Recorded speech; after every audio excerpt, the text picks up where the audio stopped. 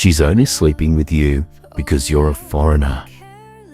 Those words cut deep when I first heard them in Manila.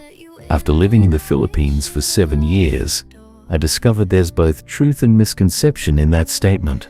Today, I'm revealing the 7 real reasons Filipinas get involved with foreign men. These motivations range from surprising cultural factors to practical considerations that most foreigners completely misunderstand. Understanding these dynamics could save you from heartbreak, financial disaster, or help you build something genuine. Some might challenge your assumptions, while others confirm what you've suspected all along. Let's start with the most surprising reason: the curiosity factor.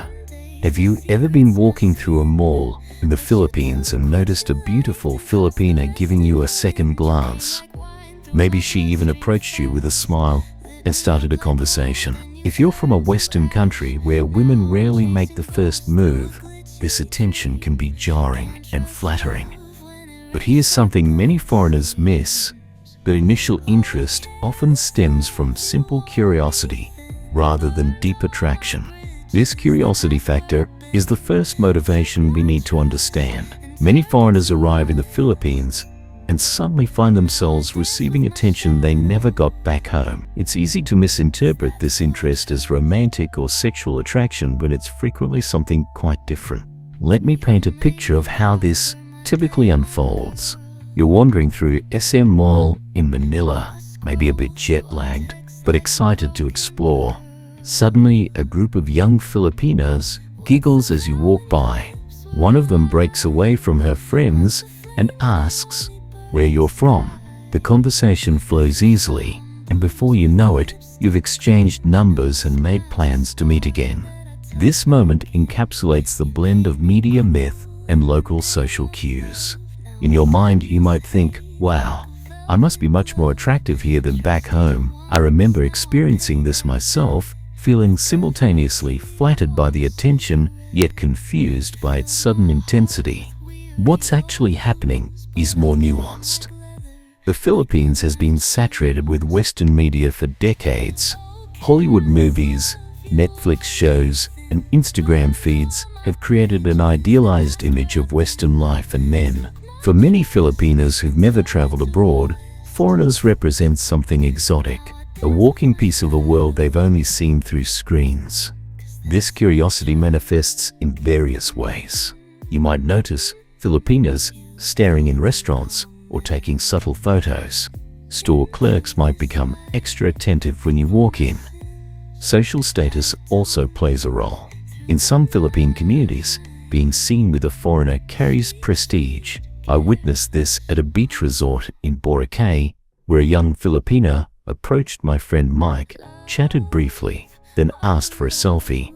Within minutes, that photo appeared on his social media with hashtags about her international friend. She wanted the social currency that came from being seen with him rather than actually getting to know him. How can you recognize when curiosity is the primary motivation? A Filipina, motivated mainly by curiosity, will typically ask endless questions about your country and lifestyle, but share relatively little about herself. She'll suggest meeting in highly visible places where others can see you together. Her social media will suddenly feature photos with you, sometimes posed to imply a closer relationship than exists. Her friends' involvement is another indicator. If she's constantly bringing friends along or texting them during your dates, she may be more interested in the experience of being with a foreigner than in you specifically. The language barrier can sometimes mask these dynamics. When communication is challenging, it's easy to fill in gaps with what you want to believe. A polite smile might be interpreted as attraction when it's simply courtesy. Brief English conversations might seem deeper than they are because both parties are working hard just to understand each other. This curiosity-driven interest often has a limited shelf life. Once the novelty wears off, once she's satisfied her curiosity about what you're like and how you live, her interest may wane. This explains why some foreigners experience intense initial interest from a Filipina that mysteriously disappears after a few meetings. Of course, genuine relationships can and do grow from initial curiosity. Humans have connected across cultural boundaries throughout history, often starting with simple curiosity and developing into something deeper. The key is recognizing the difference between fleeting curiosity and genuine interest in you as a person. So, how can you tell if her interest goes beyond curiosity? Look for signs that she wants to know you, not just what you represent. Does she remember personal details you've shared? Does she reveal vulnerabilities or family stories? Is she interested in spending time with you in ordinary settings, not just showcase locations?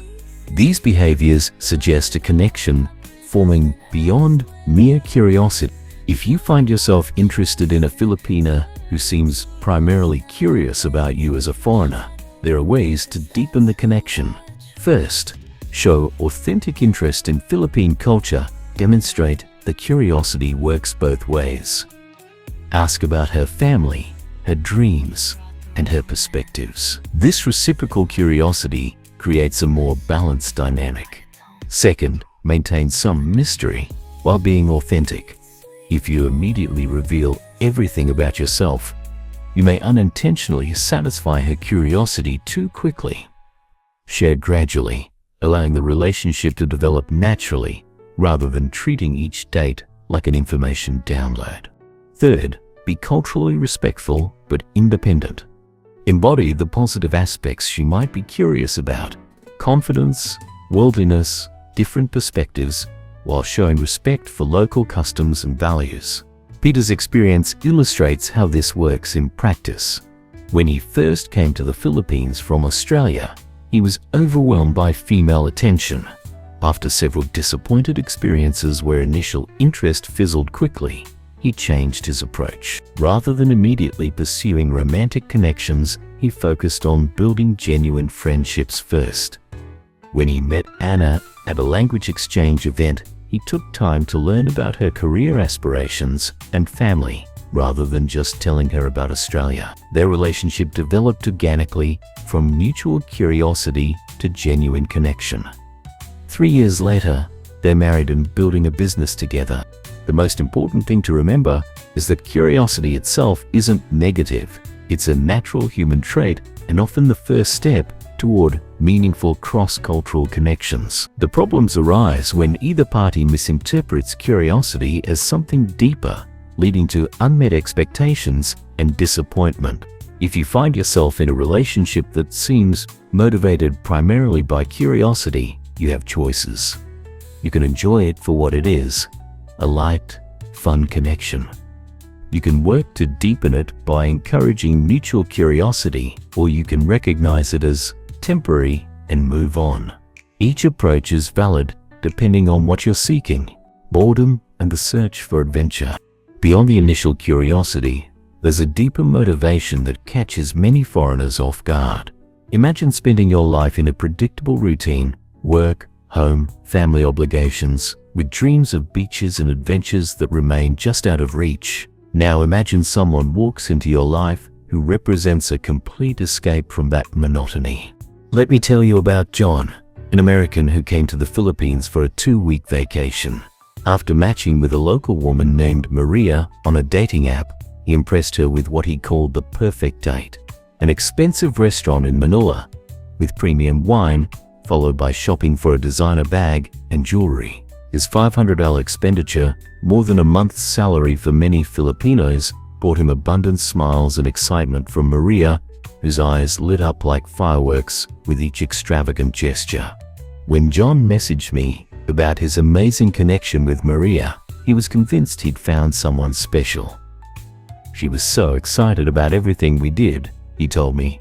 I've never seen someone appreciate a date so much. But when I asked what they talked about and what he learned about her, his answer was revealing. Well, we didn't really get deep into conversation. She was mostly talking about how she never gets to go to places like that. 3 dates later, John realized something crucial. Maria wasn't particularly interested in him as a person. She was interested in escaping her daily routine. When he suggested a simple coffee date instead of another extravagant outing, Her enthusiasm dimmed like a candle running out of wax. She eventually ghosted him.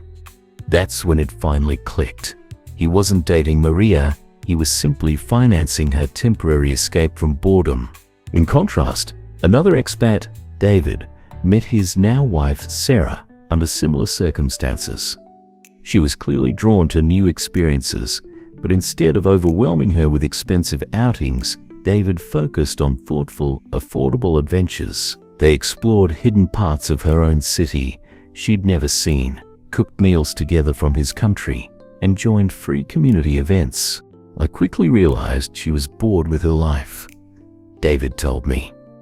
But instead of throwing money at the problem, I became a partner in exploration. We found adventures that we both enjoyed and could afford. 3 years later, we still prioritized new experiences together.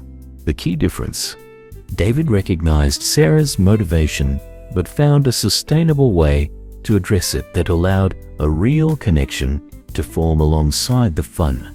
This scenario plays out frequently in the Philippines, where many young women live highly structured lives that offer limited opportunities for excitement.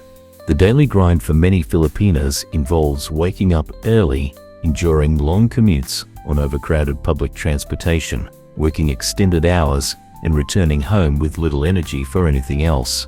This structured lifestyle, compounded by financial constraints, creates a perfect environment for boredom to flourish. In traditional Filipino families, the restrictions can be even more pronounced. Young women often face curfews, limited social interactions, and pressure to prioritize family responsibilities over personal desires. One Filipino explained it to me this way: "My parents expect me home by 8 p.m. every night. I'm 24 years old with a full-time job. But if I'm not home for dinner, my mother calls me constantly until I return." These limitations are psychologically stifling. When daily life becomes endlessly repetitive with little variation, the mind naturally seeks stimulation. This is where foreigners enter the picture, often unwittingly cast as walking adventure packages rather than potential partners. The signs that boredom is a primary motivation are usually quite clear if you're paying attention. A Filipina motivated primarily by boredom will typically show excessive enthusiasm for any activity you suggest. She'll rarely ask personal questions about your life, values, or feelings. Instead, conversations center around plans: what you'll do next, where you'll go, what experiences you can provide. She might constantly suggest new restaurants, malls, or tourist destinations, with little interest in quiet time together. Photos for social media will be a priority, documenting every activity to showcase her exciting life to friends. And most telling, when you suggest a simple, inexpensive date, like watching a sunset or walking in a park, her enthusiasm suddenly wanes. This isn't to say that these women are being deliberately deceptive. The desire to escape monotony is profoundly human. She wants to drink and sing karaoke, go to movies, eat at restaurants, visit beaches, and explore Boracay and Palawan. These are perfectly reasonable desires. What's problematic is when a relationship becomes purely transactional. You provide entertainment and escape. She provides temporary companionship that lasts only as long as the excitement does. So how can you be the adventure without becoming an ATM? The best approach is being reliable, creative, and genuinely interested in creating enjoyable experiences. Start by planning activities that are fun but affordable. The Philippines offers countless options. Exploring local markets, discovering hidden beaches, attending community festivals, or finding a viewpoint to watch the sunset. These experiences often create stronger connections than expensive restaurants or shopping sprees. Listen carefully to her interests and dreams. If she mentions wanting to see a specific place or try a particular activity, incorporate it into future plans. This shows you're paying attention to her as a person, not just providing generic entertainment.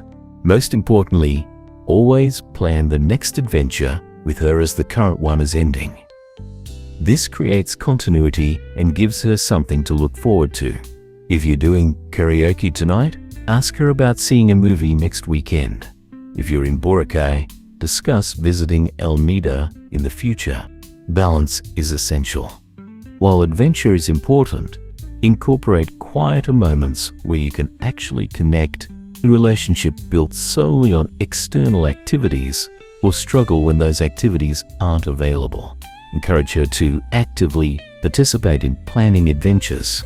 Ask for her input, let her make decisions, and share the responsibility for creating experiences.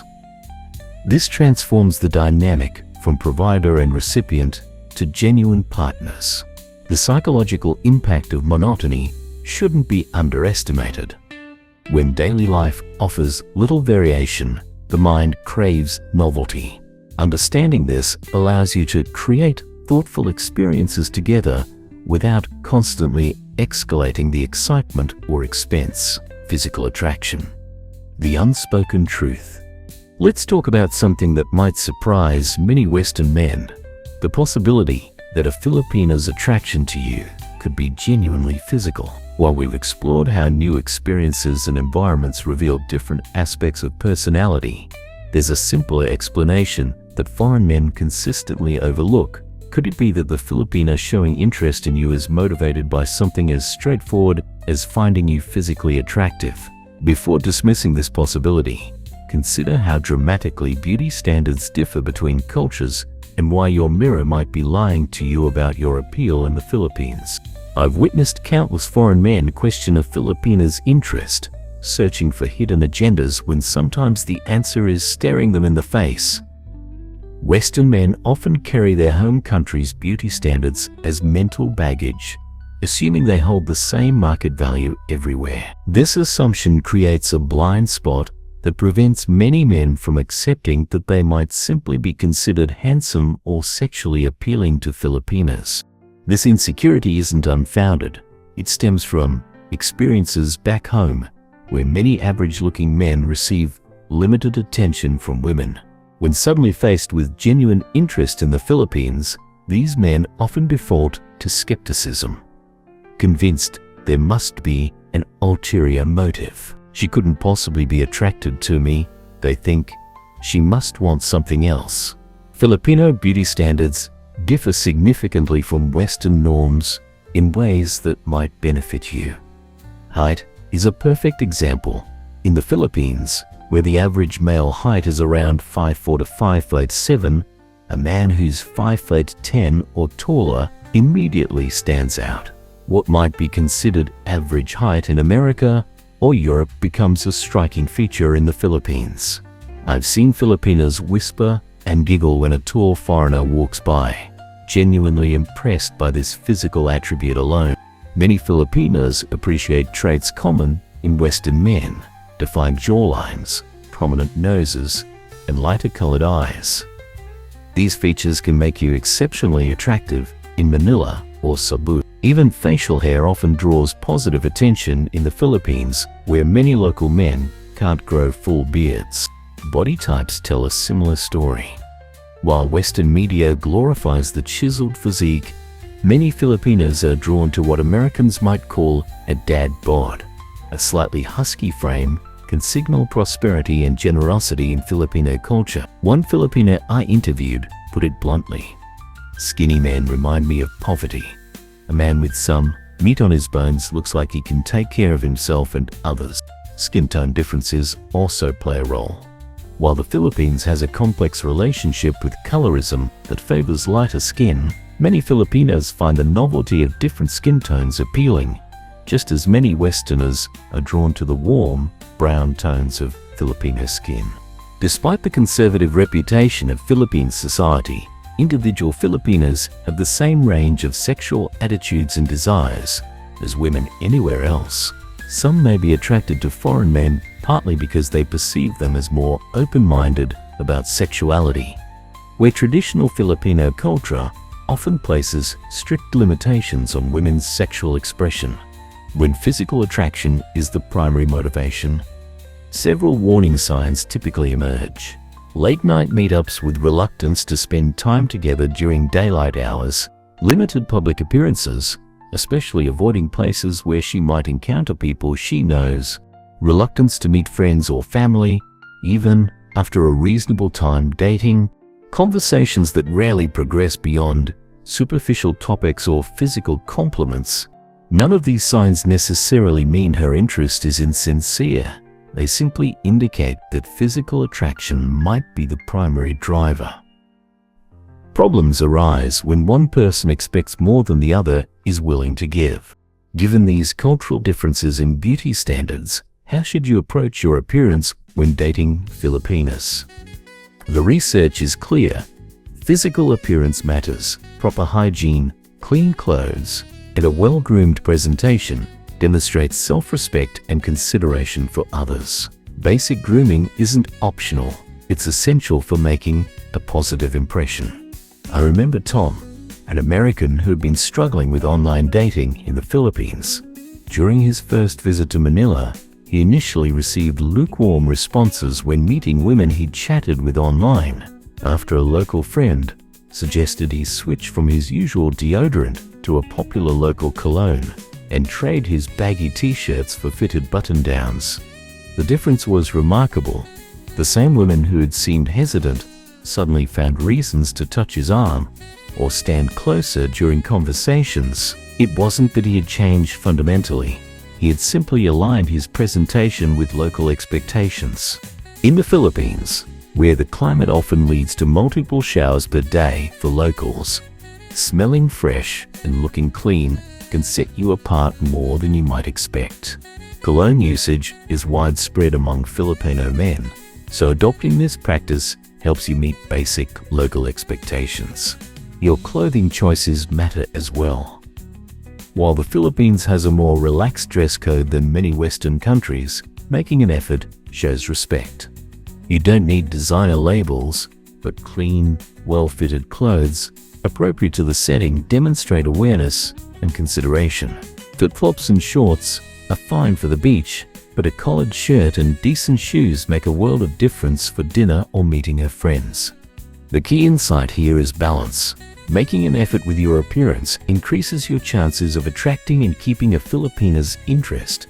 But relationships built solely on physical attraction tend to have limited staying power. Physical attraction might initiate a relationship, but other factors must develop for it to endure.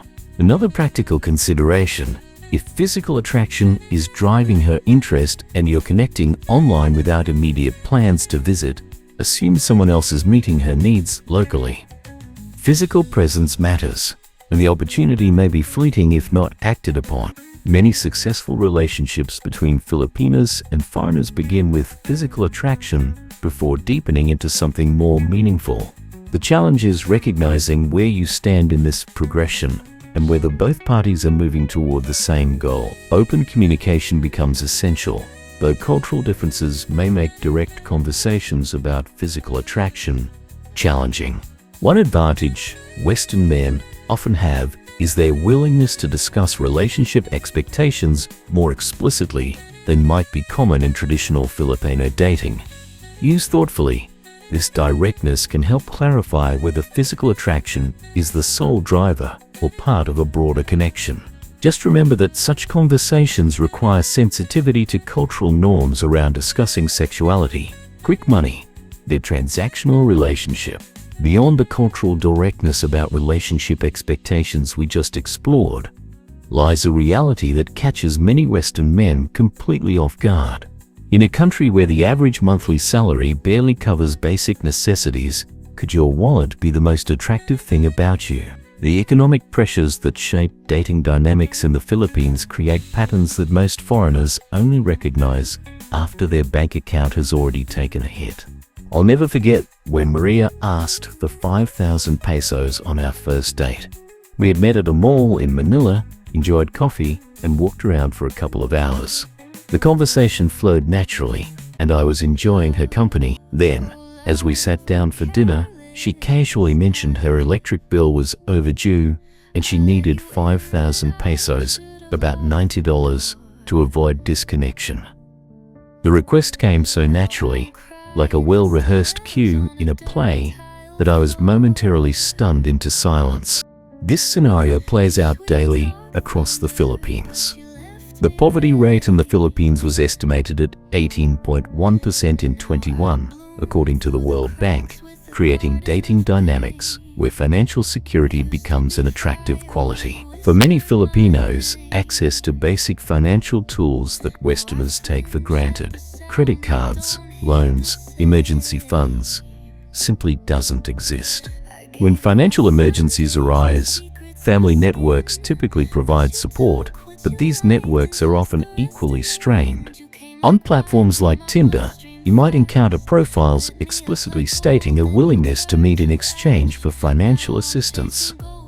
Some Filipinos work in bars or freelance on the streets, where the transactional nature of relationships becomes even more apparent.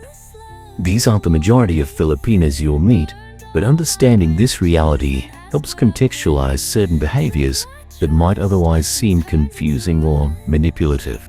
The economic context transforms what might be considered obvious red flags in Western dating into more complex signals in the Philippines. Early requests for money don't always indicate a scam, though they certainly can. A request for load phone credits might reflect genuine necessity. Family emergencies that require financial assistance could be legitimate crises in a country with limited social safety nets. Still, there are patterns worth recognizing to protect yourself. Watch for escalating financial requests that start small but quickly grow. Be wary of elaborate sob stories that seem designed to trigger emotional responses rather than explain real situations. Pay attention if she's reluctant to meet unless financial transactions are involved, or if conversations consistently circle back to money matters regardless of the topic. Every relationship involves an exchange of value, as one relationship expert explains. But the more visible this exchange, the more uncomfortable it can become. Traditional relationships often feature men as providers and women as nurturers. But when financial transactions become explicit early on, it fundamentally changes the dynamic. When a Filipina asks for money on a first or second date, it signals her priorities. This mirrors another red flag in relationships. When a man immediately pushes for physical intimacy, it often signals a lack of interest in long-term commitment. Both scenarios reveal an imbalanced focus on one aspect of what should be a multifaceted connection. To navigate this territory successfully, you'll need a balanced approach. First, resist being overly generous early in the relationship, as this can make you a target rather than a partner. Allow her to invest in the relationship too, emotionally, with her time, and sometimes financially within her means. Solving all her problems too quickly removes her incentive to contribute to the relationship's growth. If you do decide to provide support, relationship experts suggest offering smaller, more frequent assistance rather than large sums.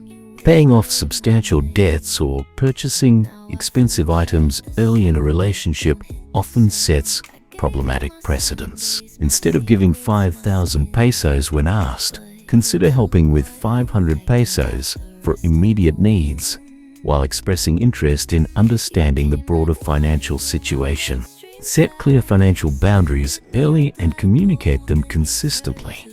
This doesn't mean being stingy or untrusting. It means establishing parameters that allow the relationship to develop based on mutual attraction and respect, rather than financial dependence. I learned this lesson with Maria. Instead of immediately providing the 5,000 pesos, I suggested we finish our date first.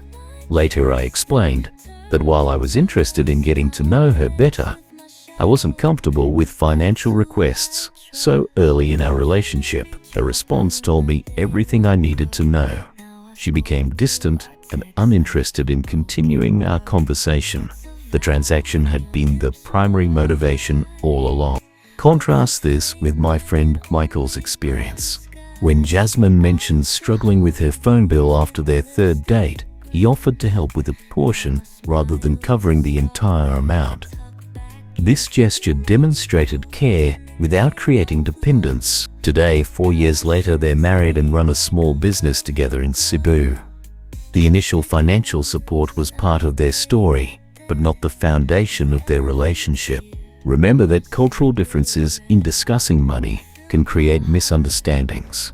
What might seem like an inappropriate request to you might be considered reasonable within her cultural framework. That's why discussions about financial expectations should happen early, with an emphasis on understanding rather than judgment. The economic pressures in the Philippines won't disappear, and neither will transactional relationships. Your challenge isn't to judge these dynamics, but to recognize them and decide how they align with your values and relationship goals. Some men are comfortable with more explicitly transactional relationships, as long as expectations are clear on both sides. Others seek connections where financial support may be part of the relationship, but not its defining feature. Whatever your preference, awareness is your most valuable tool. Pay attention to patterns, not isolated incidents. A single request for assistance doesn't define a person's intentions, but a consistent focus on extracting financial support likely does. Trust your instincts while remaining open to cultural differences in how relationships form and function. For those seriously considering relationships in the Philippines, approach financial discussions with respect and clarity.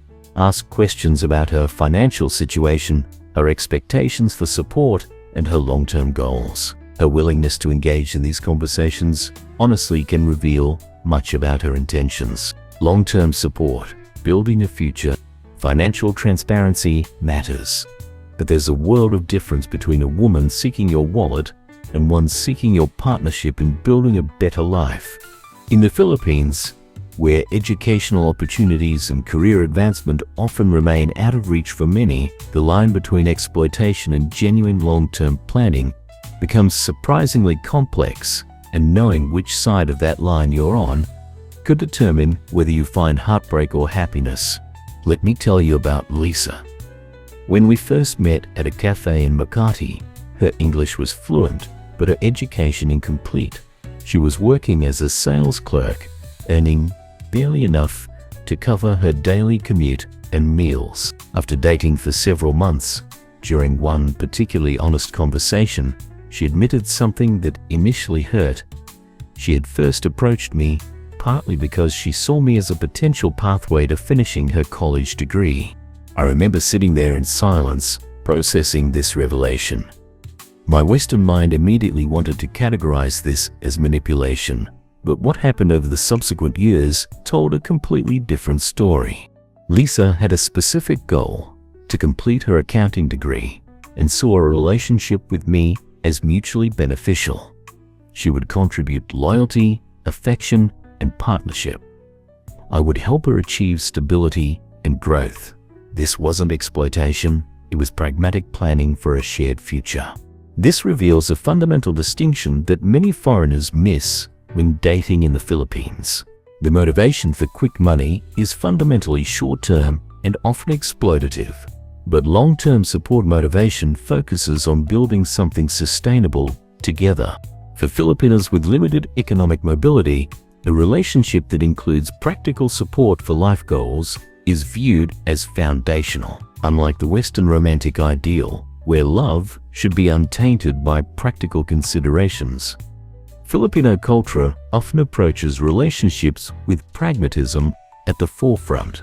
Family stability and creating opportunities frequently take precedence over purely emotional connections.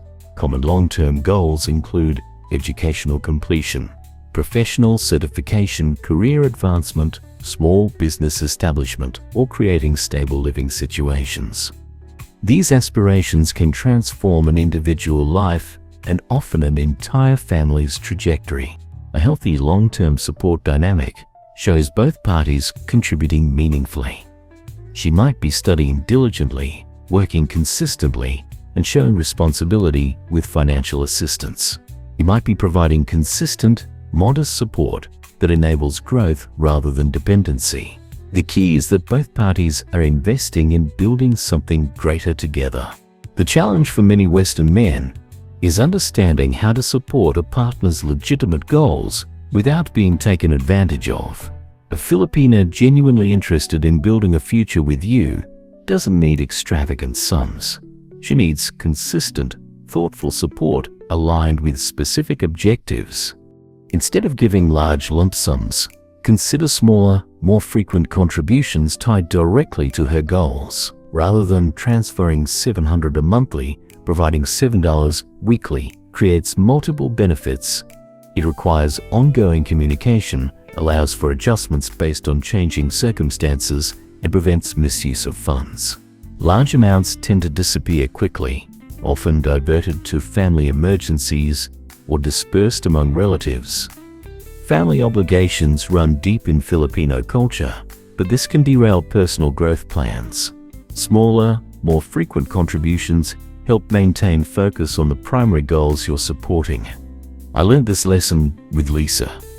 When I initially offered to pay her full tuition for a semester up front, the money quickly got redirected to her younger brother's medical emergency. By switching to weekly support specifically for transportation to school, daily meals, and internet access for coursework, we created a system that actually worked. This approach allowed Lisa to focus on her education while managing family obligations.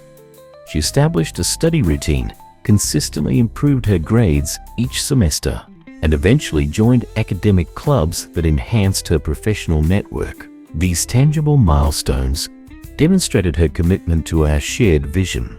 A Filipina seeking long-term support is looking for a partner who is faithful, loyal, and generous. Someone committed for the long term. The financial support forms part of a broader partnership that includes emotional support, stability, and shared vision. For this relationship model to succeed, the Filipina needs meaningful investment in the relationship.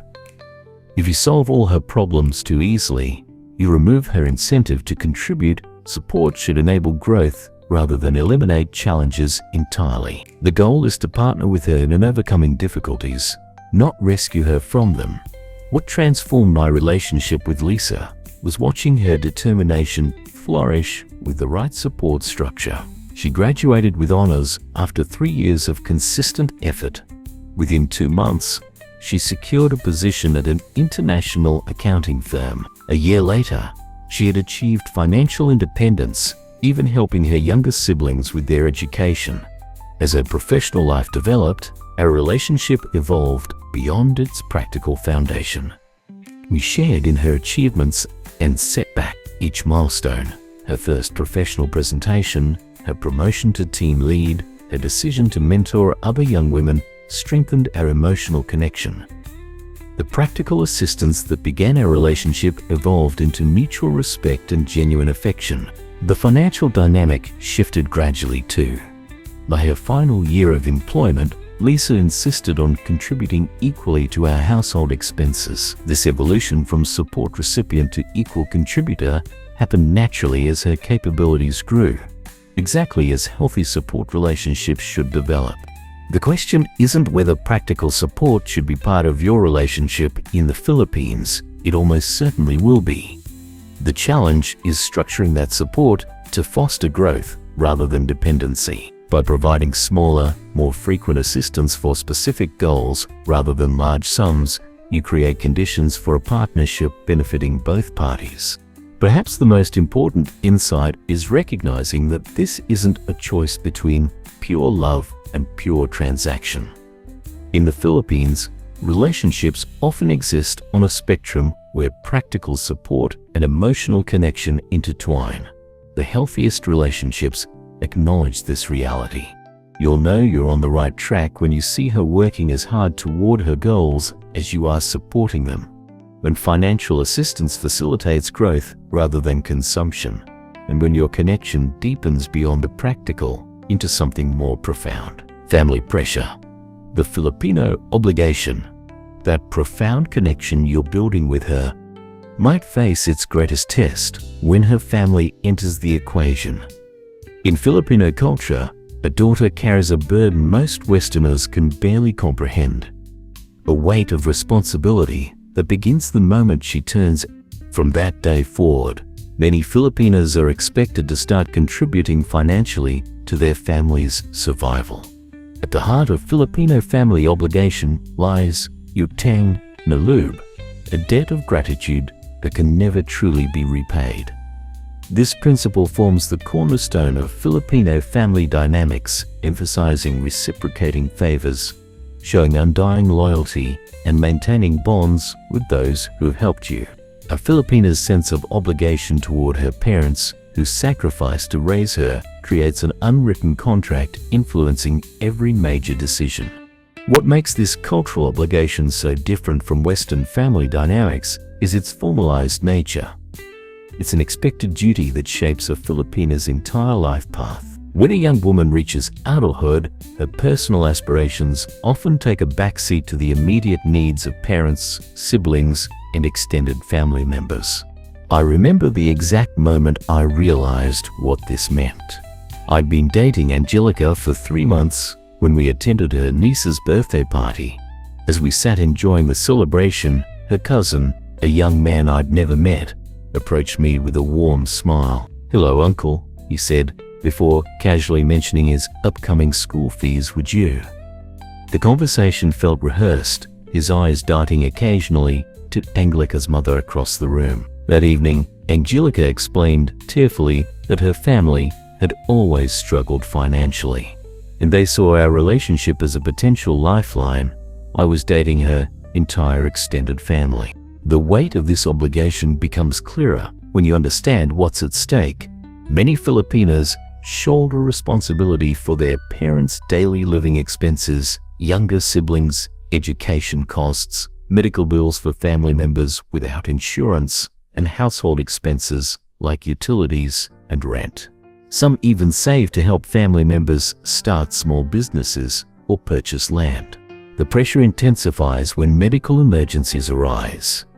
Without comprehensive healthcare, families depend entirely on their working members to cover hospital bills and treatments. Like an unyielding tide, these needs never fully recede. They merely ebb temporarily before flowing back with renewed force. This family pressure manifests in relationships in various ways. A Filipina might casually mention her sister's tuition payment while discussing weekend plans, introduce you to family members who immediately share their financial struggles, or face situations where relatives bypass her entirely, making direct requests that create uncomfortable dynamics in your relationship. I've seen this pressure transform vibrant, ambitious women into exhausted caretakers, torn between building a future with their partner and fulfilling family obligations. One woman postponed her wedding 3 times because her salary and savings kept being diverted to family emergencies. Her father's hospitalization, her brother's job loss, her niece's school supplies. Her fiancé eventually left, unable to accept her family's financial demands. Mark, an American who married a woman from Cebu, shared, "The hardest part wasn't the money.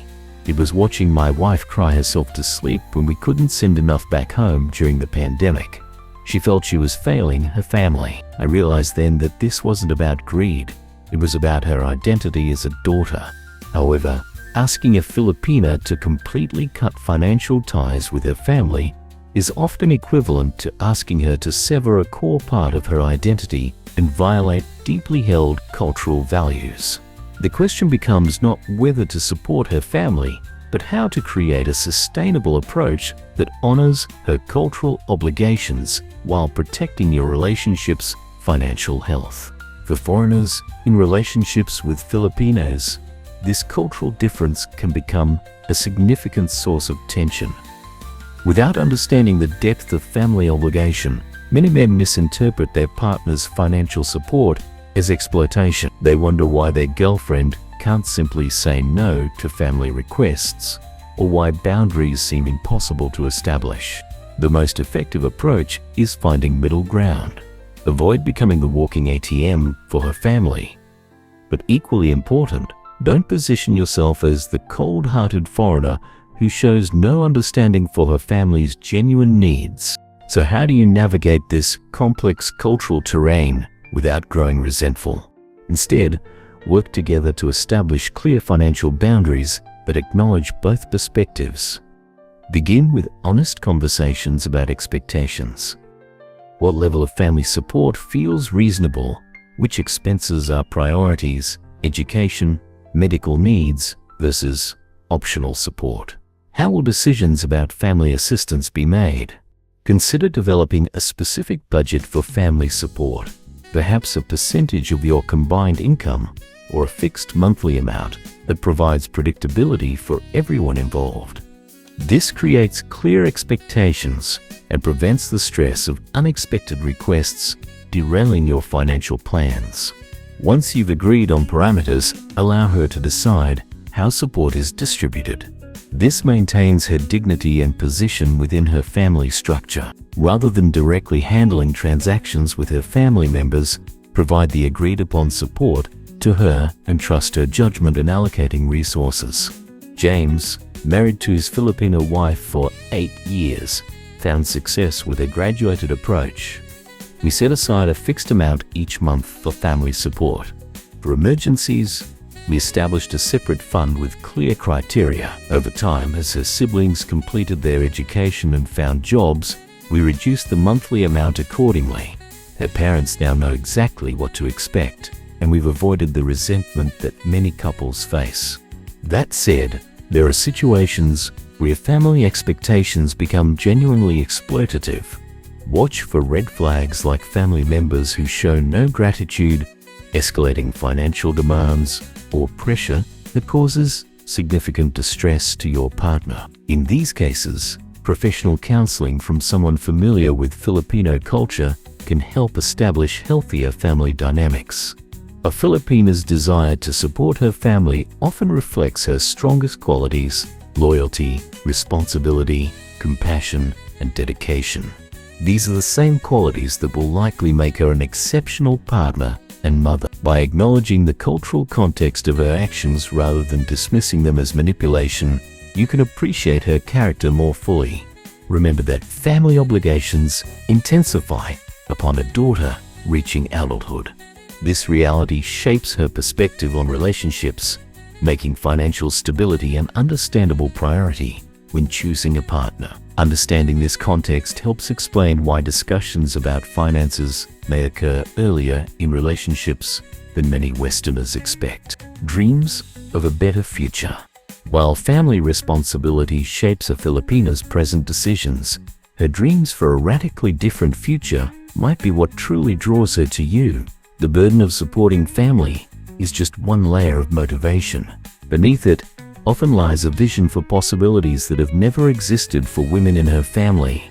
When I asked Mia why she was interested in foreign men, her answer was disarmingly honest: because I want a different life than my mother had. Her eyes reflected determination as she spoke these words. That simple statement revealed volumes about what drives many Filipinas to pursue relationships with foreigners. She seeks to reimagine her entire life trajectory beyond economic circumstances. This desire for transformation runs deeper than material comfort.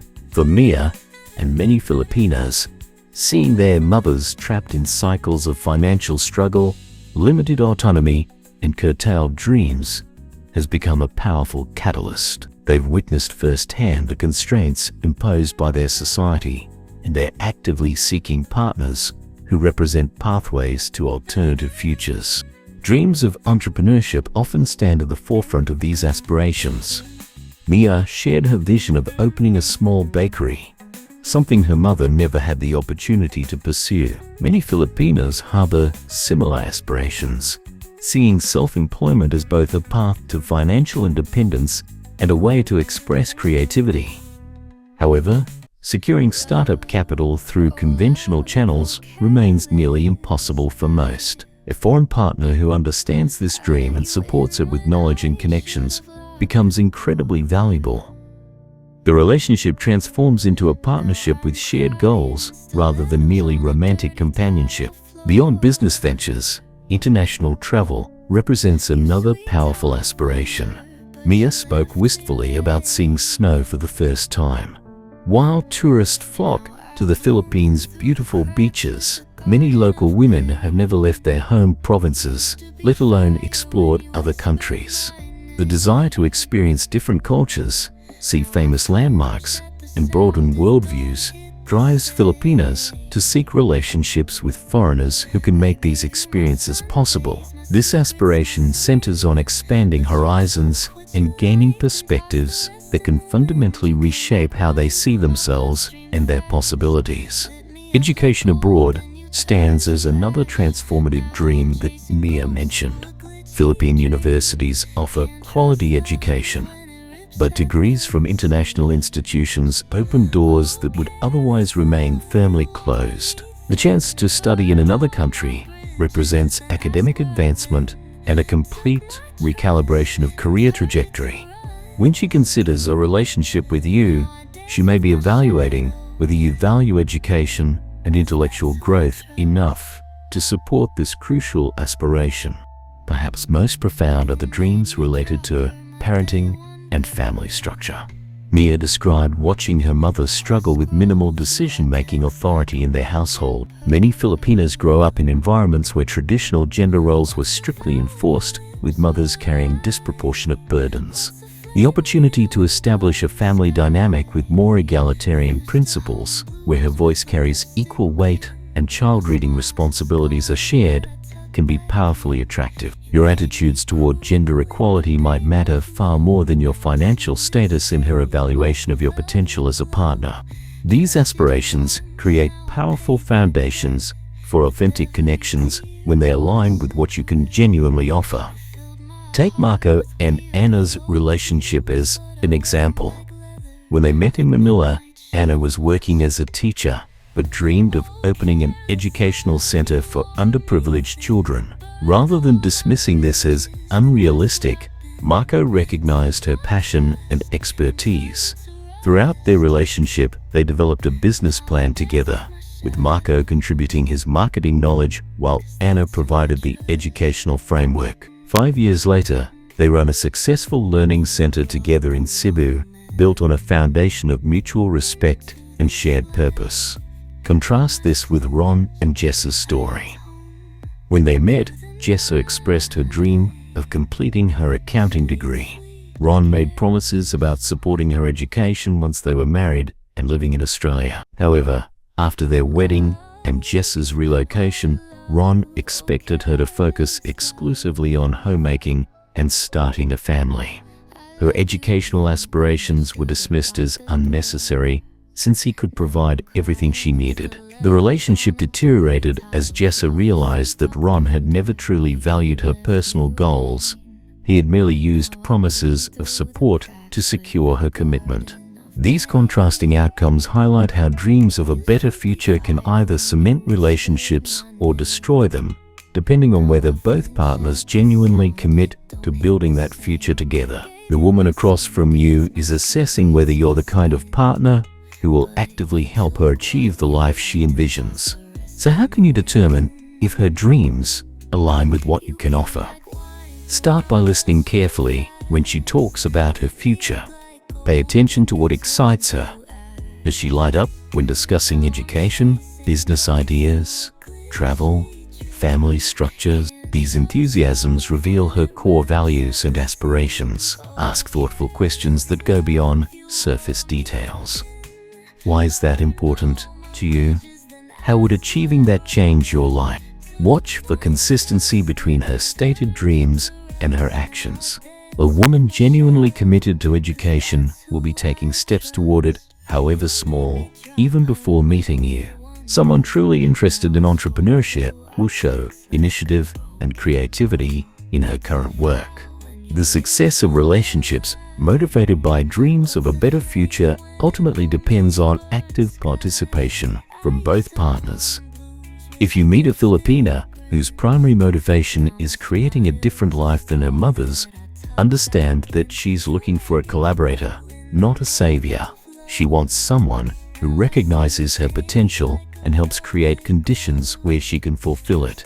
This means your role is to engage meaningfully with her aspirations, contribute your knowledge and connections to her business ideas, show interest in what she's learning, explore new places together as equal adventurers. The goal is to build a path forward together, combining her determination and fresh perspectives with your stability and opportunity access to construct something neither could achieve alone. The chemistry factor.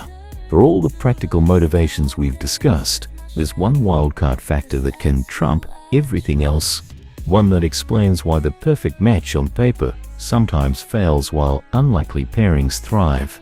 The element of chemistry disrupts the neat categories we've explored, creating relationships that defy logical explanation. I witnessed this firsthand when Elena, a bright pharmacy graduate from a respected Manila university, had two serious suitors pursuing her. Robert, an American businessman, offered financial security and stability, while Miguel, a Filipino-American musician who taught guitar lessons, could barely afford mid-range restaurants. By every practical measure, long-term support, family pressure, dreams of a better future, Robert should have been the obvious choice. Yet Elena chose Miguel. Her explanation was simple but profound. When I'm with him, I feel completely myself. We understand each other without words. This chemistry, this invisible connective force, is perhaps the most powerful yet least predictable factor in relationships between Filipinas and foreigners. It explains why relationship outcomes often surprise outside observers who focus solely on practical considerations. Chemistry in cross-cultural relationships manifests as something deeper than mere attraction. Like gravity between celestial bodies, it operates invisibly yet powerfully, drawing two people together through forces they feel but cannot fully articulate. It emerges from the subtle alignment of values, communication styles, and emotional intelligence that transcends cultural differences. In my observation, strong chemistry in Filipino Western relationships often happens when there's alignment in three key areas: emotional expressiveness, conflict resolution style, and core values. Filipino culture typically values harmony and indirect communication, a stark contrast to the direct communication style many Westerners practice. When a Filipina meets a foreigner who intuitively understands her nonverbal cues or who values relationship harmony as she does, something clicks beyond practical motivations. Carlos and Diane exemplify this perfectly. Carlos, a Spanish teacher from Barcelona with modest means, connected with Diane, a Filipina nurse, over their shared passion for community service. Despite his limited income and her family's initial preference for a more financially established suitor, they built an undeniable connection through volunteer work with children in Diane's community. What began as admiration evolved into deep respect and eventually love. 5 years later, they run a small but successful non-profit together in Cebu, proving that shared purpose creates chemistry that outlasts more superficial connections. What's particularly interesting is how chemistry can develop even in relationships that initially form for practical reasons.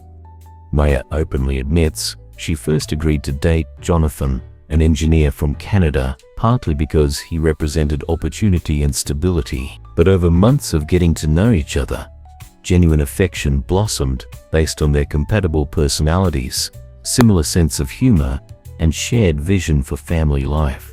A practically motivated relationship transformed into one built on authentic emotional connection. Every relationship involves an exchange of value, as research notes, and this exchange doesn't diminish the authenticity of the connection when both people's needs are met and genuine emotional bonds form. The most successful relationships balance practical considerations with chemistry. Neither element alone suffices for lasting happiness. This chemistry often manifests through values alignment around critical life factors like family dynamics, spiritual beliefs, and future aspirations. When a Filipina and a foreigner discover compatible views on how family members should be treated, how decisions should be made, or what constitutes a meaningful life, chemistry intensifies despite surface-level cultural differences. Amanda and Thomas exemplify this pattern. From vastly different backgrounds, She from a small fishing community in Mindanao, he from urban Chicago. They discovered a profound connection through shared religious faith and mutual value of community service. Their similar views on raising children, respecting elders, and building community became the foundation for chemistry that transcended differences in education, income, and cultural background. Chemistry in cross-cultural relationships operates on a deeper level than in same-culture pairings. When two people from similar backgrounds connect, they may take shared values and communication styles for granted. But when a Filipina and a foreigner develop chemistry, it involves recognizing similarities that exist despite apparent differences. This explains Elena's choice of Miguel over Robert.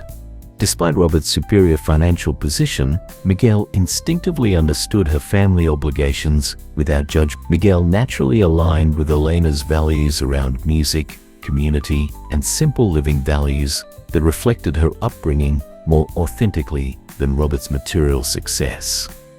Their chemistry wasn't romantic attraction alone, but a profound sense of being understood and accepted.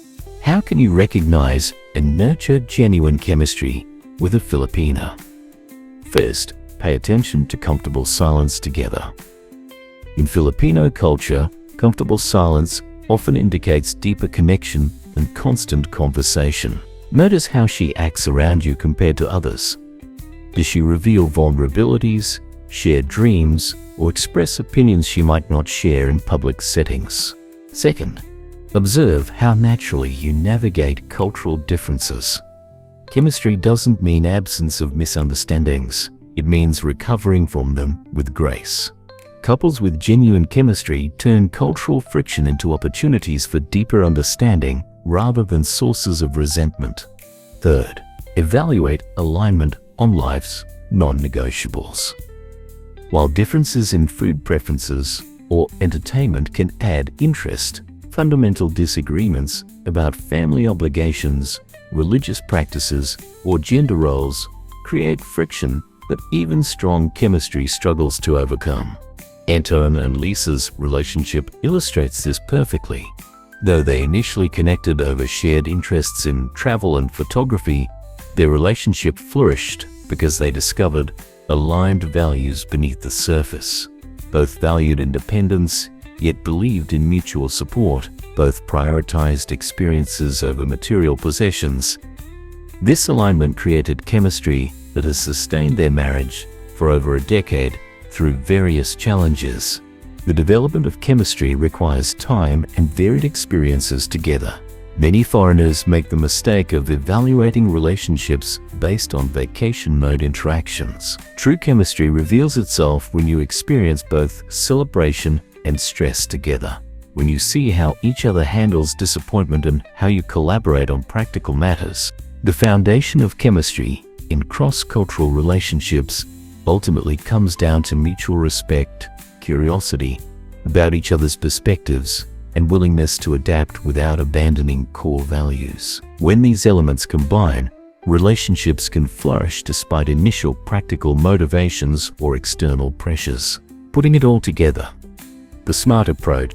Beyond chemistry lies the practical reality of why people choose each other, a reality that makes many foreigners uncomfortable. After 7 years in the Philippines, I've discovered that addressing motivations isn't about judgment, but clarity. And the approach you take can mean the difference between heartbreak and lasting happiness. I've watched countless relationships between foreigners and Filipinas either flourish or collapse, based on how the couple handles the sometimes uncomfortable truth about why they're together. The idealist pretends practical motivations don't exist, believing everything is purely about love and connection. Eventually facing a reality shock when family obligations or financial expectations surface. The cynic views every act of affection through a lens of potential exploitation, poisoning what might have been beautiful by questioning every expression of care.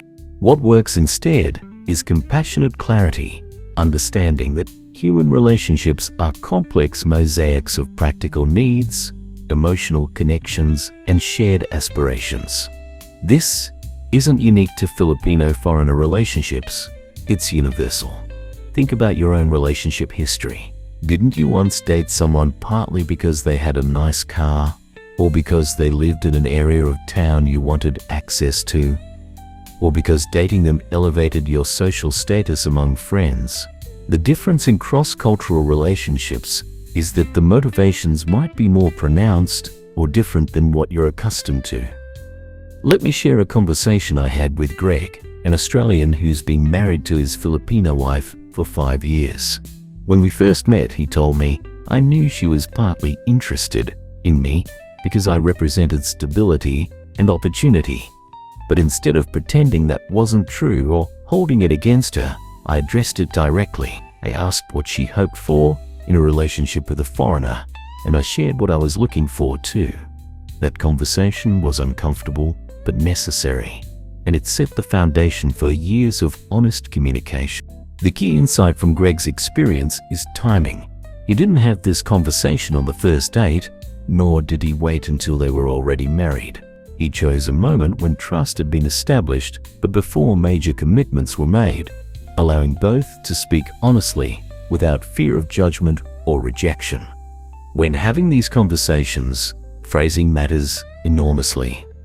Instead of asking, "Are you just with me for my money?" which guarantees defensiveness, try, "I want to understand what's important to you in a relationship and what kind of future you're hoping to build. I value your honesty and won't judge your answers." This opens doors rather than closing them. For evaluating motivations, I recommend the 3-perspective approach. 1. Understand the cultural context. What might appear as opportunism in your culture could be normal family responsibility in Filipino culture. 2. Consider individual circumstances. Is her behavior consistent with her stated goals and values? 3. Trust your instincts, but verify them with time and varied experiences together. Setting financial boundaries early is crucial. Daniel, an American living successfully with his Filipino partner in Davao, established clear financial guidelines at the beginning. This wasn't about being stingy, he explained. It was about creating a relationship built on more than financial dependence. What surprised me was her relief when I brought it up. She'd been worried I'd see her as just another money-hungry Filipina and was grateful to discuss it openly. This highlights an important truth. Most Filipinas want genuine connection rather than purely transactional relationships, even if practical considerations factor into their decisions. Cultural intelligence provides additional perspective. When Marco from Italy first met his now wife Gianna's family, he was overwhelmed by what seemed like financial expectations from her extended family. Rather than immediately judging, he asked Gianna to help him understand the cultural context of family support, revealing that contributions weren't simply about money, but about respect and belonging within the community structure. Emotional maturity is equally crucial. Ryan initially struggled with insecurity about whether Maria genuinely cared for him or simply saw him as a ticket to a better life. I realized I could provide her with opportunities she couldn't easily access, Ryan explained, while she brought warmth, perspective, and connection to my life that I deeply valued. Once I stopped seeing our different contributions as a problem and started seeing them as complementary, everything changed. The healthiest relationships between foreigners and Filipinos aren't those where practical motivations are absent. They're relationships where both partners openly acknowledge what they bring to the table and what they hope to receive. This transparency creates trust that withstands external pressures and internal doubts. Consider these practical strategies for maintaining balance. Schedule regular future talks to discuss goals and aspirations without judgment. 2. Create financial systems that provide security while respecting independence. 3. Learn to distinguish between cultural expectations and individual choices. 4. Build relationships with her family and community to gain context for her decisions. Focus on creating experiences that fulfill both practical and emotional needs. Remember that understanding motivations works both ways. Just as you might question why a beautiful Filipina is interested in you, she might wonder, why a foreigner would travel thousands of miles to find a partner. Are you seeking someone more traditional, someone who makes you feel valued in ways women back home don't, someone who appreciates what you have to offer? These are your motivations, and they're equally worthy of examination. The path to lasting happiness in cross-cultural relationships isn't pretending motivations don't exist, it's finding the sweet spot where her motivations and yours create something beautiful together. As one successful couple told me, we both brought different needs to the relationship, but we discovered that fulfilling each other's needs created something neither of us expected, a partnership where we both feel understood, valued, and loved. As we've explored these 7 motivations, one truth becomes clear. Successful relationships in the Philippines aren't about ignoring motivations or becoming cynical about them. They're about understanding them with empathy. The magic happens when awareness meets connection. When both partners acknowledge what they bring and what they hope to receive, authenticity can develop. The exchange of value exists in every relationship worldwide. Being conscious of it creates transparency that benefits everyone. Finding that balance where chemistry meets mutual benefit creates lasting relationships. Navigate your relationships with both wisdom and an open heart. Your understanding today shapes your connections tomorrow.